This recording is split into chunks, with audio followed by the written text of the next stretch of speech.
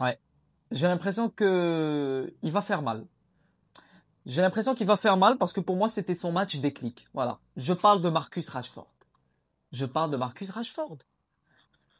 Depuis le début de cette saison, c'était quand même assez timide pour le petit Marcus. Mais maintenant, c'est plus Rashford, c'est devenu Rash Mercedes, Rash Audi. Vous avez compris la petite blague. J'étais obligé de faire une blague aussi pourrie dans cette vidéo. Bon, victoire du Barça 2-1 face à Newcastle. Il y a des choses à dire. Il y a pas mal de choses que j'ai envie de dire dans cette vidéo.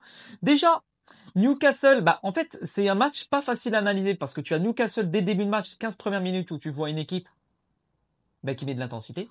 Qui n'a pas peur du Barça, qui a envie de faire bouger pour son premier match. D'ailleurs, c'est pas facile de jouer les premiers matchs de Ligue des Champions, hein. Il faut pas les sous-estimer parce que tu as l'habitude de jouer avec une certaine confiance, sauf que là, toutes les équipes seront confiantes, qu'elles soient petites ou grandes, dans leur premier match de Ligue des Champions. Ça, il faut le savoir. Donc, tu as un Newcastle qui rentre avec de l'intensité, qui met du pressing, et il y a eu un très grand Juan Garcia ce soir.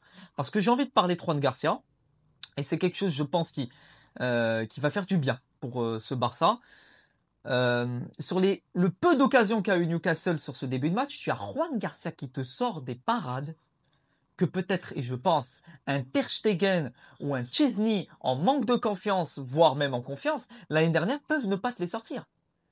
Juan Garcia, déjà, il te rapporte de l'assurance dans ses cages, mais aussi dans les relances et dans le jeu au pied. Chose que le Barça n'a pas eu depuis un certain moment. Donc Juan Garcia, il fait du bien. Voilà, franchement, le Barça devrait se réjouir d'avoir un gardien comme ça, puisque c'est dans ce genre de match, c'est dans les grands rendez-vous que tu as besoin d'un grand gardien. Tu as besoin d'un grand gardien pour faire de grandes compétitions et pour gagner des titres. Regardez Courtois en 2022, Ligue des Champions, on parle de Benzema, oui, grande année de Benzema, mais Courtois, qui te sort des parades contre City, contre Chelsea, contre le PSG, contre Liverpool, qui est le match référence d'un gardien. Personnellement, c'est Courtois face à Liverpool. Donc un gardien peut à lui seul être impliqué sur 60% des matchs. Mais vraiment, au lieu de perdre ton match 2-1, tu peux le gagner 1-0. Vous voyez le genre de choses, c'est-à-dire que tu encaisses moins même si tu subis. Tu peux subir mais ne pas encaisser. Et c'est très bien mentalement. Ensuite, on va parler de Rashford. Hein. Je vais passer directement à Rashford. Wow, les deux buts qu'il te met, on voit qu'il a la confiance. Là, la confiance pour moi revient. Et ça marche à la confiance. C'est des joueurs qui marchent à la confiance. Mbappé l'année dernière, je l'ai dit, confiance, pas confiance, c'était de la confiance. Il est revenu. Rashford, ça va être la même chose pour moi. Il est dans un excellent environnement à Barcelone, avec Flick, de bons joueurs, une belle ville, etc., etc. Parce que ça compte dans un environnement. L'environnement compte pour un joueur. Il te claque un doublé. Son premier but, il est magnifique, mais c'est plutôt la construction avec cette passe de Koundé qui est très bien posée sur la tête de Rashford.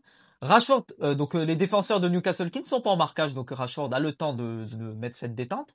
Le gardien est complètement passé à côté de cette balle qui est partie. Et son deuxième but, pour moi, il est magnifique. On voit le Rashford en confiance. C'est le premier but qui a été le déclic du deuxième. S'il n'y avait pas eu ce premier, il n'y aurait peut-être pas eu ce deuxième. Peut-être qu'il n'aurait pas tenté, justement. Pour moi, il n'aurait pas tenté la frappe s'il n'avait pas mis le premier but. C'est la confiance. C'est connecté. Ce but, le deuxième but, on dirait une cuillère.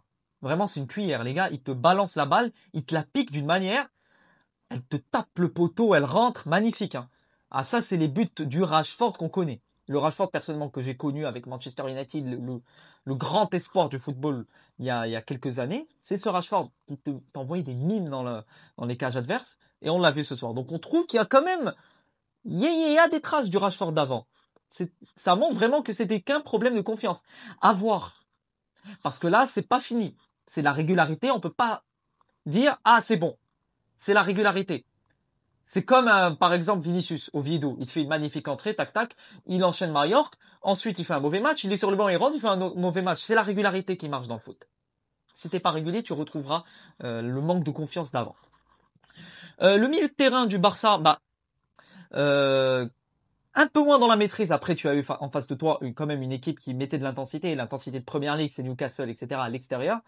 Contrairement à Valence où ils se sont amusés, Valence qui n'avait clairement pas le niveau pour jouer face à un Barça, voire face à une équipe de Liga tout court.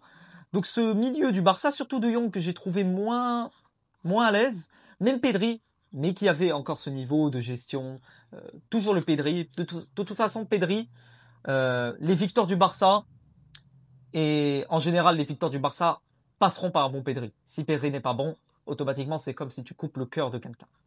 Pour moi, c'est mon avis. Pedri qui n'aura pas été monstrueux, visible dans tous les sens, mais il est dans la gestion, il est dans l'ombre, il fait ce travail que forcément pas beaucoup de gens verront. Donc il essaie de trouver des ballons, essayer de récupérer des ballons justement que certains joueurs auraient perdus ou auraient abandonné par exemple.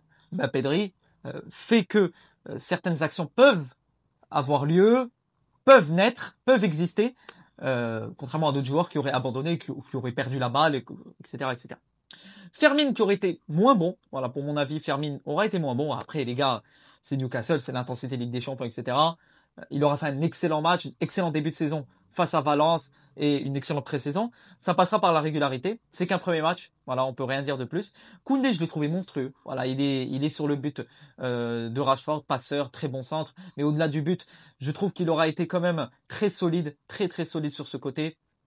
Il aura été solide. Gérard Martin aura quand même un petit peu subi en début de match. Il aura subi, je trouve, le Gérard. Gérard Martin, c'est pas forcément le mec qui va être le plus technique et qui va forcément aller de l'avant avec une telle confiance. C'est comme, en fait, l'année dernière, l'Inter, c'est peut-être l'homme du match, puisqu'il te fait une double passe décisive, il aurait été très très bon. Sauf que s'il n'est pas en confiance et s'il n'est pas en mesure d'être maître de ses actions, je trouve que le Gérard Martin n'apporte pas une certaine plus-value, justement. Rafinha, je ne sais pas comment analyser son match. Il n'aura pas été le Rafinha qu'on connaît.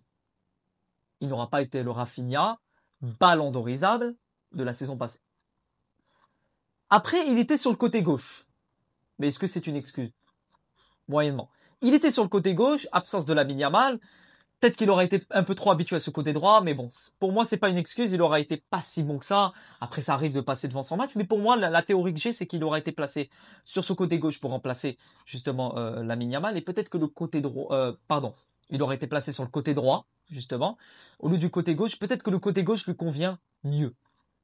C'est une supposition que je fais. Lewandowski, c'est justement ça en fait. Au début de match, en fait, t'avais Rashford. Qui n'aura pas été bon, qui aurait été vraiment brouillon. Hein. Rashford, je l'ai trouvé très brouillon au début. Hein. Au niveau de ses dribbles, au niveau de ses prises de décision, comment il entretenait ses occasions. Je trouvais un Marcus Rashford qui était vraiment très brouillon, avec un manque de lucidité devant les cages.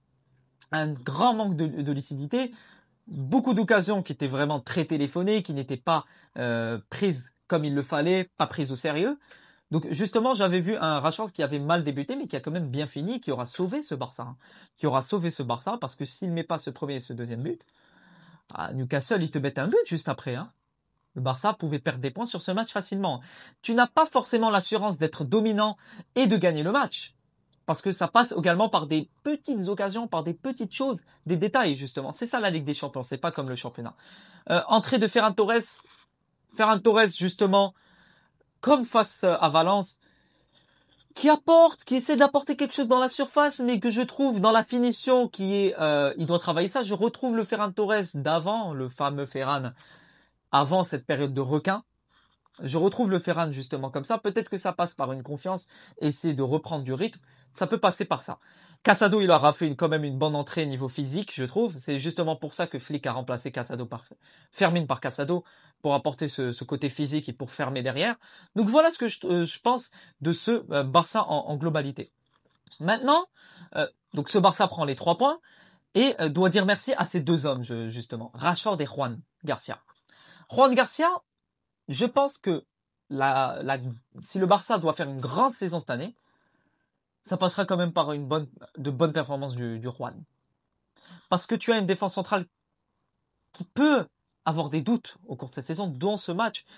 Barcy que j'ai pas trouvé si bon que ça. Pareil qu'au match face à Valence, j'ai pas trouvé si bon. Vous pouvez me donner votre avis, évidemment. Je suis le plus objectif possible. Voilà, j'essaie d'être le plus objectif possible. Peut-être que je vais faire parfois des erreurs, mais bon, j'essaie d'analyser au mieux. Je trouve que Koubarsi, depuis le départ d'Inigo, je sens qu'il est un petit peu orphelin de ce côté physique qu'apportait Inigo. Voilà, c'est mon avis. Je trouve qu'il y a ce petit côté-là. Koubarsi a tendance à être un joueur qui n'est pas le défenseur stopper à la Puyol, à la Inigo, qui va mouiller, qui va déchirer son maillot sur le terrain. Mais c'est plutôt le joueur intelligent qui va monter, un petit peu libéraux, qui va apporter de la profondeur, de la relance. C'est un petit peu comme ça Koubarsi. Et à côté de ça, tu as du Araujo que je trouve qu'il aura quand même fait un match meilleur que par rapport à ce qu'on lui demande d'habitude. Araujo aura été quand même mieux. Il y a du mieux. Mais je trouve que cette paire Koubarsi-Araujo est peut-être à revoir. Ce n'est pas forcément la meilleure compatibilité. Avec Inigo, tu avais quand même des options de monter justement pour Koubarsi sans avoir ce risque derrière de prendre des occasions et de prendre des tempêtes. Et c'est quelque chose qu'on devra observer cette année, surtout face au PSG. Ça va être intéressant. Il me tarde de voir le Barça PSG, qui sera au Montjuïc d'ailleurs. Là, on verra une équipe qui va secouer le Barça et on verra si le Barça va tenir défensivement. Au milieu, ça va être vraiment un gros test pour les deux équipes. On verra vraiment qui est l'équipe qui va tenir entre le PSG et le Barça. Donc voilà les gars, c'est en globalité c'est ce que je voulais dire de ce match. Un manque de confiance de Rashford qui se traduisait par ce manque de prise de décision qui était vraiment saine et bonne. Un manque de lucidité devant les cages, ben là il marque, il enchaîne. Donc comme quoi c'est vraiment un déclic de confiance. Juan Garcia qui aura été quand même sur la continuité de son début de saison, tu le vois, comme quoi il fait du bien au goal pour le Barça. Donc voilà, globalement c'est ça. Ce Barça qui prend ce dernier but par Newcastle, qui pouvait les titiller un petit peu, mais bon, à la fin ils ont quand même refermé. Lewandowski qui aura quand même rapporté au début de match un petit peu plus de fraîcheur, j'ai envie de dire. Comparé à Rafinha et Rashford qui étaient vraiment très brouillons sur leurs ailes, Lewandowski avait quand même apporté mieux alors qu'il revient de blessure. C'est ce que je trouve.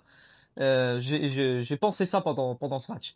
Après Newcastle, ils se sont éteints. Franchement, techniquement, ils se sont éteints alors qu'ils faisaient quand même un bon début de match. Je me disais, ouh là là, ça pouvait être intéressant si on voit ce Barça un petit peu mené au score, si tu vois si mentalement ils reviendraient.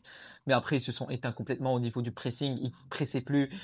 Peu d'intensité, c'est bon. Ils ont délaissé, ils ont lâché la manette, comme on le dit vraiment. Ils ont complètement délaissé le match quand j'ai pas vraiment compris. Mais bon, c'est comme ça. Voilà les gars pour cette analyse. Voilà pour moi ce que je pense de ce Barça, de ce match. Voilà. Donc ce week-end, il y aura des matchs de Liga, reprise de la Liga, Real Madrid Espagnol, Barça, je ne sais plus qui. Voilà, et je ne sais pas contre qui ils vont jouer. Et demain, je sortirai l'avant-match sûrement. J'essaierai de m'arranger ça avec mon planning.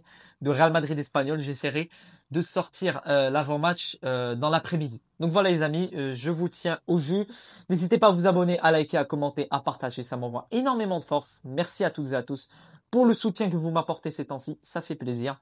On se retrouve prochainement. Et enfin les gars, à la Madrid, il a la masse et à bientôt pour de nouvelles aventures. Ciao les gars!